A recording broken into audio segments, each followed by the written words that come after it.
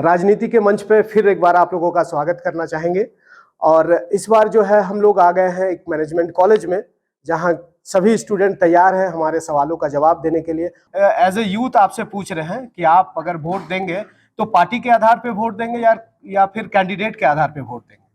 होना तो चाहिए कैंडिडेट के आधार पे, क्योंकि अगर पार्टी के आधार पे इसलिए बहुत कोई करता है क्योंकि अगर पार्टी रूलिंग पार्टी कोई और है और यहाँ पे अगर कोई और पार्टी बन जाता है तो उसे फंड प्रोवाइड नहीं होता या फिर कुछ और नहीं हो पाता, जिसके कारण से प्रॉब्लम होता है हमारे विकास में। महिला सुरक्षा कानून जो है वो अभी मौजूदा स्थिति में आपके नज़र में अच्छा है या फिर आप और कड़ा कानून चाहते हैं? जैसे अभी जो कानून है वो सही है, पर जैसे कि अभी भी कुछ डिसएडवांटेज है कि जो अच्छी तरह से पूरा नहीं हुआ। अभी भी महिला सेफ नहीं है। जैसे जो रात वाला है किस्सा कि रात पे जल्दी लड़कियां नहीं निकलती है, वो सबको पता है कि वो सेफ नहीं है। तो दिन के लिए कानून है, पर रात में भी कुछ होना चाहिए कि जिस तरह से लड़के सेफली निकल पाते हैं, घूम फिर पाते हैं, अपना एंजॉयमेंट कर पाते हैं। ना ही पेरेंट्स मना करते उन्हें, ना ही कोई टोकते हैं, पर अगर लड़कियां जाना चाहें तो ज़रूर उन्हें टोका जाता है। और वो भी ऐसा नहीं कि लड़कियां हैं इसलिए, पर वो सेफ नहीं है इसलिए। तो उसके लिए कानून होना चाहिए। मतलब आप चाहते हैं कि और कड़ा कानून हाँ, जो थोड़ा है। कड़ा होना चाहिए।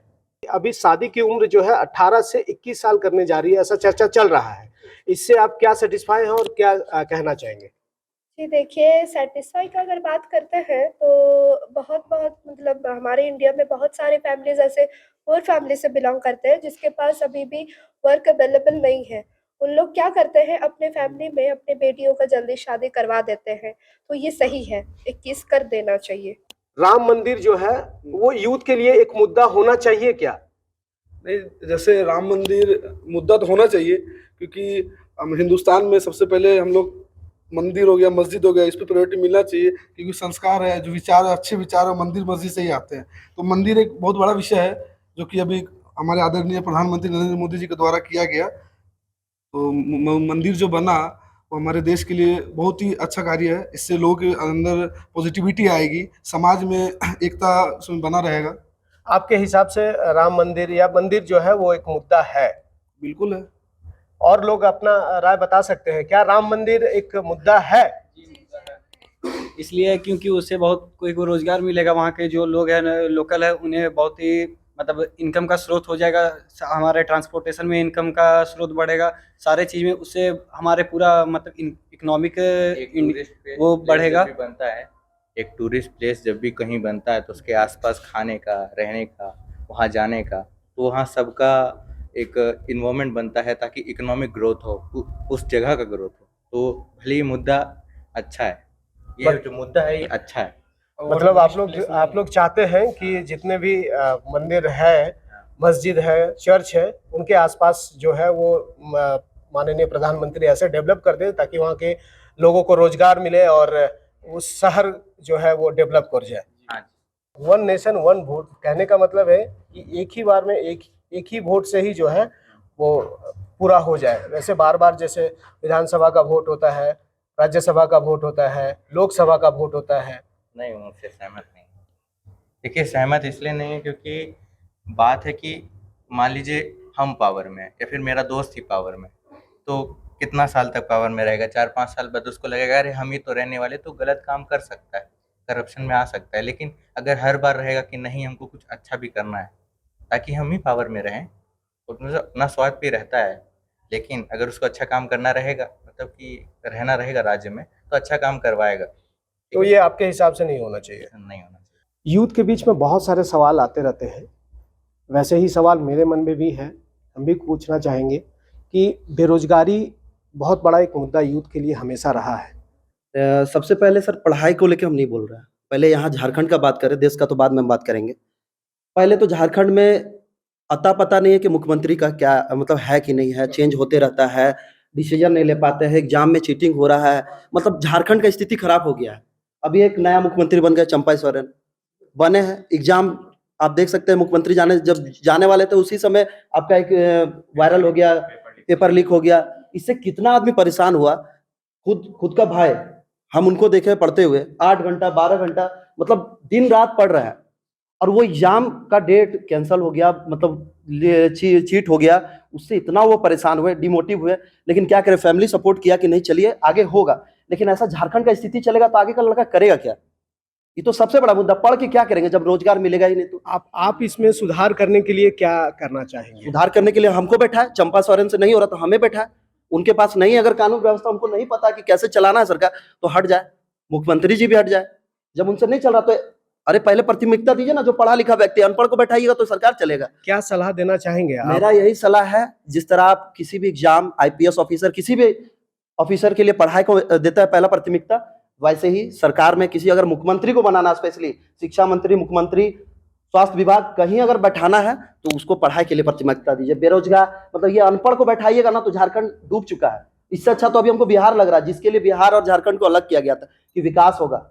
भारत में बात चल रही है अभी बहुत बड़े बड़े यूनिवर्सिटीज़ खोलने की। इसमें जानेंगे कि यूथ क्या सोचते हैं। क्या आपके नज़र में ये सही है जो बाहर से यूनिवर्सिटीज़ आ रही हैं बड़े बड़े, उसका कैंपस इंडिया में खोला जाए? ये एकदम ज़रूरी है, क्योंकि जब भी कोई भी स्टूडेंट होता है उसे प्रॉपर एजुकेशन नहीं मिलता, उसका टैलेंट के हिसाब से उसे एजुकेशन नहीं मिला या फिर जॉब नहीं मिला तो वो अदर कंट्रीज जाता है, जिसके कारण हमारा इंडिया का जो इनकम कम जाता है, हम लोग का जीडीपी कम जाता है। अगर वही चीज़ अगर हमें इंडिया में प्रोवाइड होगा तो हमें फॉरेन कंट्रीज़ या फिर अदर कंट्रीज से आने का ज़रूरत नहीं पड़ेगा और हमारा इनकम, हमारा जीडीपी ऑफ कोर्स बढ़ेगा। तो ये बेरोजगारी या फिर जो भी हम लोग का पुअर वाला सिस्टम है, ये सब ऑफ कोर्स कम होगा, क्योंकि जब भी हमारे इंडिया में कोई भी फैक्ट्री है, जैसे फार्मास्यूटिकल इंडस्ट्री हम ही लोग का है, तो अगर यहाँ पे फार्म डी कोर्सेस है, ये सब का जॉब यहाँ पे अवेलेबल नहीं है, तो ऑफ कोर्स स्टूडेंट यहाँ पे करेगा, पर ऑफ कोर्स वो फॉरेन कंट्री में जाएगा और वो वहाँ पे जाकर कर जॉब कर रहा है या फिर कुछ भी कर रहा है, तो ऑफ कोर्स उन्हीं लोग का इनकम बढ़ेगा और हम लोग का इनकम एकदम नहीं बढ़ेगा। तो अगर वही चीज़ हमारे यहाँ प्रोवाइड हो गया तो हम लोग दूसरे कंट्री क्यों जाएंगे? मतलब आपके हिसाब से जो है वो बाहर से जो यूनिवर्सिटीज़ आ रही है उन्हें यहाँ खोलने दिया जाए, उनको कैंपस दिया जाए ताकि यहाँ के स्टूडेंट जो है वो ग्रो करें। ग्रो कितना सही है? और आप क्या चाहते हैं कि जातीय मतगणना जो है वो राज्यों में हो या फिर ना हो? नहीं, जाति जनगणना नहीं होना चाहिए, क्योंकि नेता लोग वोट बैंक के लिए जाति जनगणना, जाति पे पहले जाति जनगणना करेंगे, उस हिसाब से राजनीति करेंगे, पॉलिटिक्स करेंगे। लोगों को मतलब जिधर ज़्यादा जनसंख्या जिस चीज़ में होगा उस चीज़ को ज़्यादा फेवर करके अपना वोट लेने के लिए वो करेंगे, इसलिए जाति जनगणना नहीं होना चाहिए। तो ये यूथ इसमें क्या चाहता है कि जातीय मतगणना हो या ना हो? नहीं, यूथ चाहता है कि जाति जनगणना ना हो, सबको साथ विकास, सबको बराबर शिक्षा दे, कास्ट उस्ट को देखना ही नहीं है, मेन है कि सबका विकास करना है। कास्ट नहीं देंगे तो जात उत किसी को भी नहीं रिजर्वेशन भी तो नहीं देखना चाहिए ना। अगर रिजर्वेशन मिल रहा है तो कास्ट ऑफ कोर्स कोई भी देखेगा, ऑफ कोर्स हम लोग भी कास्ट देखेंगे, क्योंकि हम लोग को रिजर्वेशन नहीं मिल रहा है, उन लोग को रिजर्वेशन मिल रहा है। क्या कहना चाहेंगे इस पे? रिजर्वेशन भी मुद्दा है, बहुत बड़ा रिजर्वेशन एक अलग ही बहुत बड़ा रिजर्वेशन जाति के हिसाब से नहीं मिलना चाहिए, रिजर्वेशन इनकम के हिसाब से मिलना चाहिए। जैसे हम एग्जांपल हम लोग बीच बहुत सारे जो जाति से बहुत ऊपर है लेकिन इनकम से उनका बहुत ही नीचे है, जो खाने का डेली कमाते डेली खाने वाले हैं बस, लेकिन उनको रिजर्वेशन नहीं मिल पाता। इसीलिए रिजर्वेशन जाति के हिसाब से नहीं मिलना चाहिए, इनकम के हिसाब से मिलना चाहिए, और जो फैमिली इनकम, एनुअल इनकम के हिसाब से जाति नहीं देखना चाहिए। रिजर्वेशन मिलना ही नहीं चाहिए, पढ़ाई में तो रिजर्वेशन मिलना ही नहीं चाहिए। अगर कोई 46 मार्क्स ला के और अगर कोई आईपीएस या आईएएस बन रहा है और अगर कोई 90 मार्क्स ला के और वो नीचे रह जा रहा है तो फिर क्या फायदा? चोर को पुलिस कभी पकड़ ही नहीं पाएगा। अगर चोर 90 मार्क्स वाला लाने वाला अगर बन गया तो 46 मार्क्स वाला उसको कहाँ से पकड़ पाएगा? पूरा देश करप्शन इसी में बढ़ रहा है। देखिए, इंसान है ना, इकोनॉमिकली वीक हो सकता है पर मेंटली वीक नहीं हो सकता है। तो चाहे गरीब रहे या बड़ा आदमी रहे, वो पढ़ने का जितना उसका है ना क्षमता, वो गरीब भी पढ़ लेगा और अमीर भी पढ़ लेगा। इसीलिए पढ़ाई में तो रिजर्वेशन होने ही नहीं चाहिए। भ्रष्टाचार जो है वो चरम सीमा पे है, यूथ उससे बहुत ज्यादा परेशान है, ऐसे भाव निकल के आ रहे हैं, ऐसे क्वेश्चन निकल के आ रहे हैं। आप भ्रष्टाचार को मिटाने के लिए क्या सलाह देंगे, क्या उपाय करेंगे? देखिए, भ्रष्टाचार तो हम लोग के घर से ही स्टार्ट होता है। जैसे कि छोटे से बच्चे को आप जब आप कुछ वो अगर नहीं कर रहा है तो आप उसको बोलते हैं बेटा ये काम कर दो, तुमको टॉफी दे देंगे, ठीक है। फिर वो बच्चा धीरे धीरे बड़ा होता है, अरे तुम मेरा ये काम कर दो, हम तुम्हारा ये काम कर देंगे। सब चीज में इंसान ब्राइब ले ही रहा है, घूस ले ही रहा है। तो धीरे धीरे अगर वही इंसान बड़ा होकर नेता बनेगा। आज के डेट में परिवारवाद जो है वो बहुत बड़ा एक मुद्दा बनते जा रहा है। कितना सही है परिवारवाद राजनीति में, कितना सही है ये बताएं। सही तो नहीं बोलेंगे, परिवारवाद राजनीति में होना नहीं चाहिए, परिवारवाद वही होना चाहिए। गलत है तो कितना गलत है ये भी बताएं।